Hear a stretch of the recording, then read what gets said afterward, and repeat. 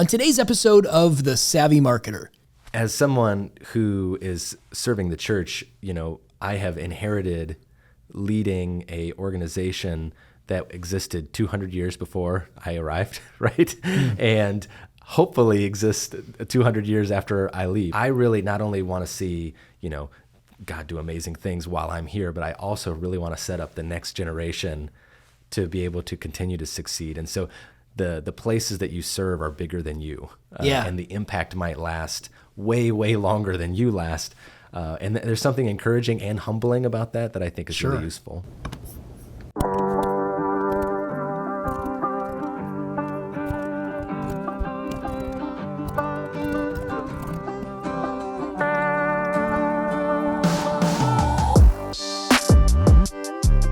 On today's episode of The Savvy Marketer, we'll talk about the organizational life cycle. What stage of growth or decline is your company in? And how innovation is so important to build an organization that can span generations. But first, a marketing moment. When is the right time to put your foot on the gas with your marketing? Imagine your business and your marketing like a fully loaded semi that's thundering down a highway. I'm picturing the Pennsylvania Turnpike with those steep up and down hills along the way. When things are busy, it's common to take your foot off the gas with your marketing just a little bit in order to keep things going smoothly. In fact, in a trucking metaphor, this is probably a wise thing to not keep your foot on the gas all the time if you want to keep that truck under control as you're thundering down a steep hill. But an experienced truck driver doesn't wait until he's at the very bottom of a hill before putting their foot on the gas. He applies the gas partway down the hill to begin some momentum that can get carried up the hill on the other side. Don't wait until your business is slowed down to put your foot on the gas. As you learn the rhythms of your business, you'll begin to figure out when is the right time to put your foot back on the gas, to press into your marketing, your growth, even while things are really busy, so that you can build that momentum and carry it through to the other side. And that is your marketing moment. Today's guest has been a dear friend of mine for many years. He's the lead pastor at Park Street Brethren Church in Ashland, Ohio. Whenever we talk, he's always thinking about ways that organizations and leaders can continue to level up and grow.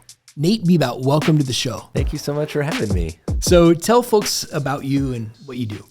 So I'm a senior pastor at a growing congregation in little Ashland, Ohio.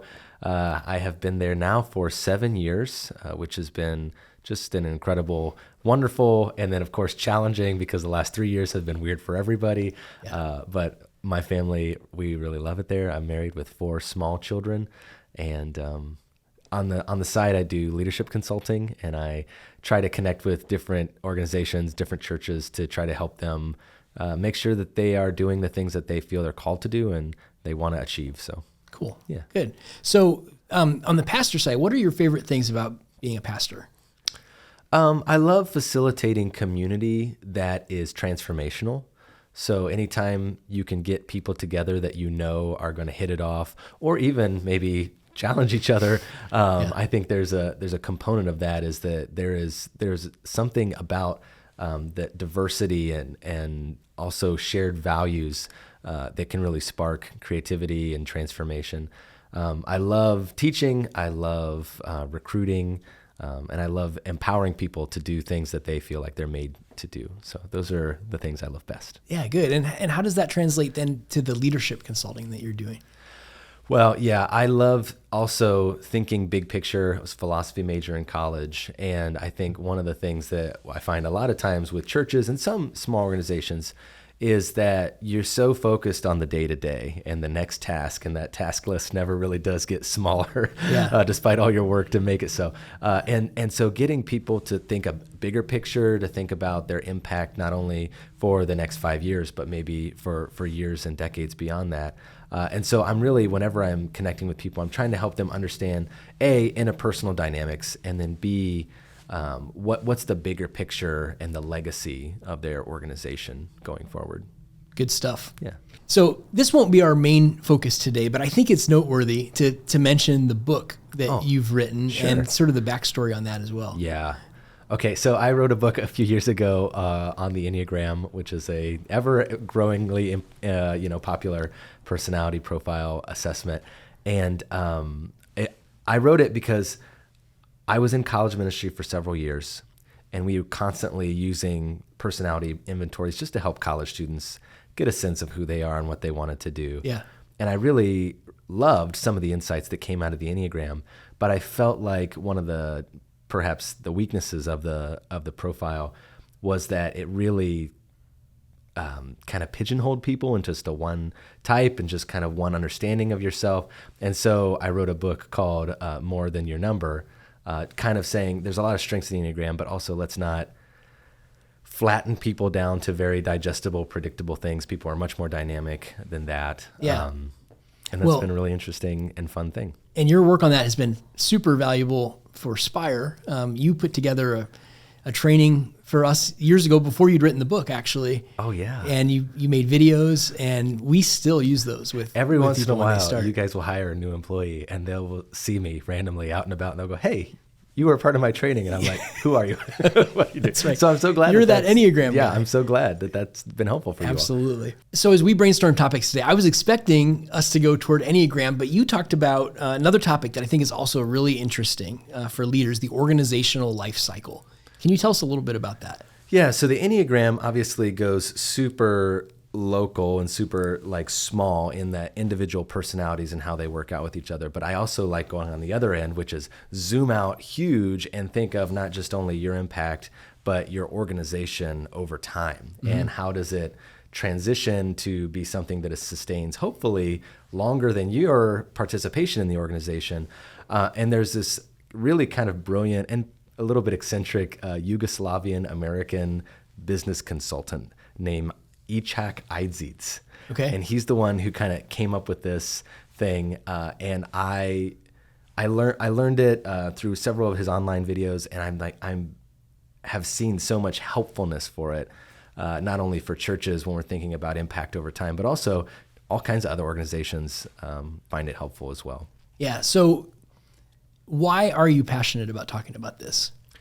So as someone who is serving the church, I have inherited leading a organization that existed 200 years before I arrived, right? And hopefully exists 200 years after I leave. And so there is a strong sense, at least in my vocation, of you are just stewarding this thing for a season. And when I kind of came into my position, we had kind of our community had gone through a lot of difficulty, and there were low energy, low resources. And I have kind of thought, as I have served and been grateful to serve in this position, I really not only want to see, God do amazing things while I'm here, but I also really want to set up the next generation to be able to continue to succeed. And so that's one of the reasons that I personally have been drawn to this organizational life cycle. It's to help remind you that the places that you serve are bigger than you. And the impact might last way, way longer than you last. And there's something encouraging and humbling about that I think is really useful. Well, and I think as we think about our marketing and company leaders that are watching, in some cases they may be in a multi-generational business. Mm-hmm. In other cases, they may be like Spire. I mean, we're young in the grand scheme compared to a 200-year-old church. Right. But I think there's also this feeling that you would love it if an organization or a company that you're a part of would outlast you. Oh, yeah. Right? That it wouldn't just fall apart later, and that it could continue to grow and continue beyond, that you've built something that outlasts you. Yeah, and organizations that last for a long time are great forces of stabilization in a community. And, I know everyone everywhere is very suspicious of organizations that are long-standing and that they've accrued lots of influence.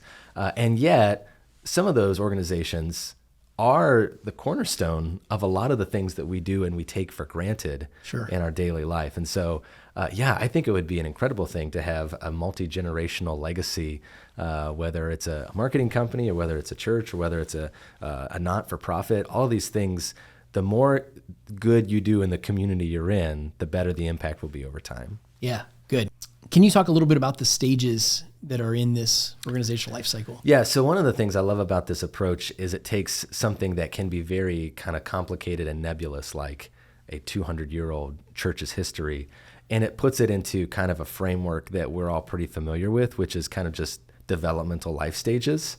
And so there are kind of 8 stages in the organizational life cycle. The first is conception, right? So In the church world, that's somebody is dreaming about planting a church. Or in the for-profit world, it would be, I'm thinking about starting a business, right? Sure. And the whole thing exists just in the heart and the head of those who are going to launch this thing. And so that's kind of an important stage. You don't want to brush by that, because I'm sure this was the case in Spire. You were trying to be intentional the kind of company that you were going to start. And so you maybe had in your heart and your mind some values that were crystallized before you even opened the door and got your first customer. The second stage is birth, where you go and you plant the church or you start the business. And again, I love these analogies because there's so many comparable, as a dad of 4 small kids, I can tell you that this is just a chaotic season, right? You don't know what you're doing. Yeah. You're running around, but it's beautiful. It's amazing. You can't believe it. Sometimes, you have this long day where you've been in the office for 16 hours and you come home and you're like, I'm more tired than I've ever been, but I love this. You know? And then the next stage we call growth, right? So the company, the organization is starting to get its legs under it. It's starting to develop a culture. It's starting to grow up. Maybe it's increasing in volume and revenue. And then the next stage we would call the stage of maturity. Like things are really working. You kind of feel like you're coming into a real sense of identity and you really know who you are and what you're about. So the next stage is decline. And that's at the peak of the bell curve, which could kind of be confusing because you're thinking, hey, we just arrived. Yeah. But actually, if you haven't made any changes, if you haven't continued to innovate, over time, gravity is going to do its thing. Erosion is going to do its thing, right? And the thing that was very powerful 5 years ago is kind of not all that compelling today, and so on and so forth. And if you move from that stage into the next one, it's crisis, right? And so we've built up infrastructure to support this growing industry, and now all of a sudden there's not enough resources to support the overhead, and all of a sudden we have to make difficult decisions. Yeah. If we continue in that same trajectory, the next step is hospice, and this gets really serious all of a sudden because there's not a lot of great options. At this point, you've kind of let things go. Or you've just been unable to address problems as they've arisen. And so now we're left with very, very few options. And then the final stage is death. And someday we all going to die. Yeah. And that season can be full of beautiful things. It's also full of hard things. It's the season that you realize that the things that maybe were held of great value internally, maybe they're not worth as much as we thought they would be to everybody else, right? So that back end is marked by just an increasingly inability to get your mission out in a way that is productive, right? And so there's decline, and then eventually you're all done. Now, some organizations, their whole life cycle will be a couple hundred years. Some organizations, their life cycle is 5 years, right? From start to finish. Yeah. But they all tend to follow these 8 stages regardless. So Nate, can you summarize the 8 again as we go up the curve and then back down the other side? Sure. So everything starts with a dream, a desire to see something that isn't. So that's conception. That's conception, right? Okay. And then after conception, there's a birth. The company's launched, the church is planted, the thing is kind of started. Yeah. Then there's growth, kind of typically a rapid season of increasing, and you're just kind of trying to keep up. Yeah. That's followed by a season of maturity, in which things are really starting to work. You're starting to get your groove. Then the peak of that bell curve is a season of decline, where everything's just a little bit harder. After that is a season of crisis, in which we typically don't have the resources to meet the infrastructure that we have created over a lifetime of living. Yeah. After that is a season of hospice, where it's really getting toward the end, and people are starting to kind of rapidly check out, followed by the last season or the last stage, which is death. Okay.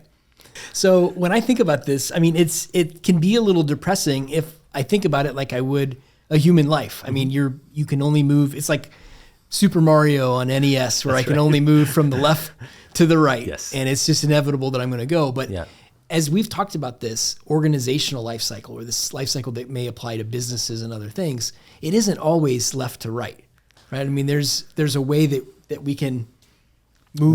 We can change our trajectory with an organization in ways that we simply are not able to yet. Maybe in 20 years there'll be some kind of robot that lets you live longer or much 300 longer. years or something. But as of right now, organizations can do this though, because organizations can reinvent themselves. They can figure out a new way to be faithful to their original mission in a new context. There can be a transition of leadership, of values, strategies. All these things can give new life. And so the fun thing about organizational life cycles is you can be really at death's doorstep, and then there can be a new idea, a new conception of a different way to be that could launch a new season of life and ministry and all kinds of good stuff. And it seems though that the further over that way you get, the harder it's going to be to spark it, right? Exactly. So I think of it as going down a hill on a bicycle. The energy that it would require for me to stop my own momentum is significant. And then if I wanted to go in the other direction, it's going to require even more energy to begin to ascend a hill again. So I really like that as a model for folks, whether, again, it's a church or an organization. If you can identify, wow, we're really nearing hospice season, or maybe we're in this season, then the answer is, okay, so then tweaks is not going to change our trajectory at this point. We're going to need substantial change if we're going to turn it around at this point. And on the flip side, right before, you said that decline is right at the peak of the hill. So what is the stage right before that? Maturity. Right. So that's also maybe when we're most prone to get comfortable in an organization and say, oh, things are good. But that seems to me maybe the best opportunity to keep innovating. So that you can stay in that or create more growth or whatever. Yeah, very good. Yeah, so when we're at the kind of the pinnacle of that effectiveness, we think we've done it. We finally figured out the market. We finally understood the needs of our community in such a way that people are coming and they're engaging. And so we can say, okay, quick, don't change anything. But in fact, that's almost a certain recipe for you're about ready to enter into a season of crisis, because just the momentum and the way of time and energy is going to begin to it's going to evaporate. So it's kind of gut-wrenching, but also, depending on your perspective, could be really exciting to say, great, we've arrived. Let's blow everything up. Let's start something new. I've been known to do that. Yeah. Well, and there's probably some reason that you guys have continued to see growth and impact is because, a willingness to say, okay, nothing's broken, and now's the time to start dreaming about what we could do differently or an innovation that could change our trajectory. That's going to be really helpful. This whole thing was just to affirm you. Your whole staff's going to watch this later, and they're going to be like, no, please. I'm just going to replay this. It's just going to be like a loop. Every 2 years, be like, guys, guess what day it is? It's the day that Jeremy breaks a bunch of stuff. So Good stuff. What do organizations need to do, and what do leaders need to do when this might, because I'm sure a lot of people are watching this and they're thinking about where their organization lands on this curve. And so what do they need to do to respond based on that? Well, that's certainly the first step, is figure out where you're at.